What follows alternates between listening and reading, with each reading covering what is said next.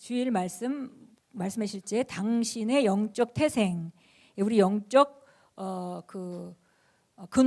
근원이 어디냐, 그런 얘기입니다. 당신의 영적 태생. 자, 요한복음 17장 16절 같이 읽겠습니다. 내가 세상에 속하지 아니한 같이 그들도 세상에 속하지 아니하였사옵나이다. 그래서 예수님께서 내가 하늘에 속했고 이 땅에 살지만 이 땅에 속한 자가 아니다라고 말했고, 또 그뿐 아니라 우리도 그리스도인들도 이 세상에 속한 자가 아니다라고 말했습니다. 우리 같이 읽겠습니다.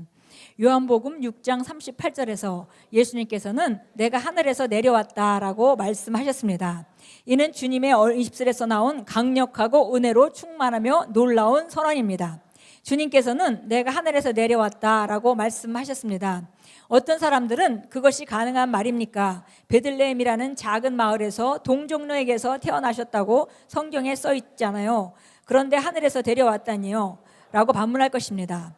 먼저 당신은 예수님께서 돌려 말씀하신 적이 없다는 것을 이해해야 합니다.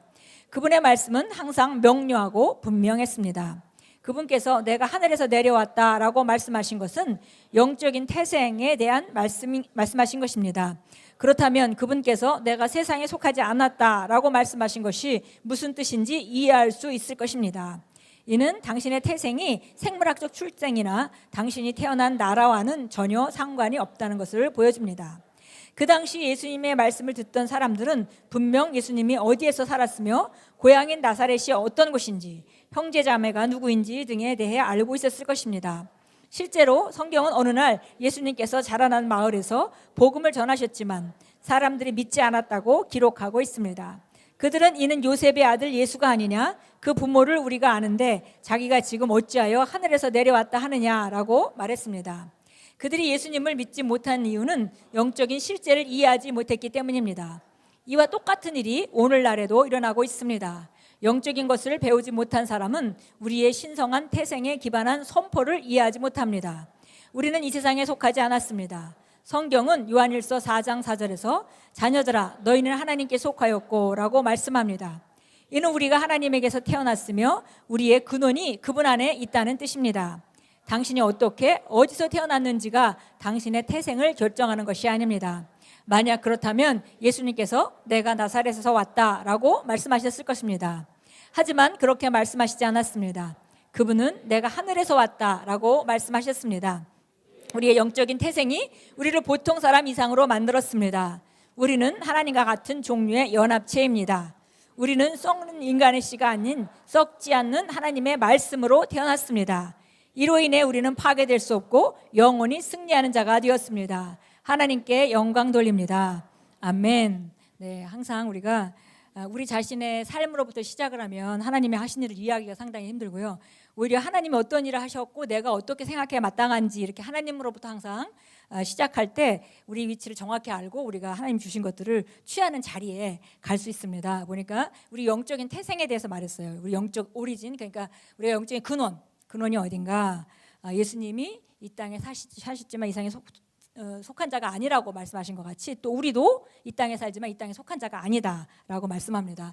이거는 뭐냐면 우리가 자연적인 영역에 제한받고 사는 자들이 아니다라는 말씀입니다. 예, 우리가 두 영역에 걸쳐 살고 있고요. 첫 번째는 우리가 자연적인 영역이고 또 하나는 영적인 영역인데 그 영적인 영역에서 우리가 하나님 주신 것들을 꺼내서 그 원리대로 말씀대로 우리가 활용할 때 자연적인 영역에 초자연적인 역사가 일어날 수 있도록 그런 그 삶을 하나님께서 우리에게 예수 그리스도를 통해서 주셨습니다. 예, 그래서 그거를 잘 이해해야 된다는 거죠. 그렇지 않고 이걸 잘 이해하지 못하면은 우리가 고백하고 선포하는 것들이 너무 현실적이지 않은 것 같이 느껴지지만 그러나 실제적으로 하나님께서 우리에게 주신 것은 그리스도 예수 안에서 이런 삶을 탁월한 삶을 주셔서 그 탁월한 삶을 우리가 살아갈 수 있도록 하나님께서 계획하셨고 그 생명을 예수님이 갖고 오셨습니다. 그리고 우리는 그 생명을 받았습니다. 예, 그러니까 우리가 그 생명을 받았다는 얘기는 하나님이 우리를 탁월하게 살도록 만드신 그 계획 안으로 들어갔고 그 본질대로 우리가 기능하고 있다는 얘기입니다. 예, 그래서 보니까 우리 영적인 태생이 바로 우리는 이 땅에 속한 자가 아니다 그랬고요.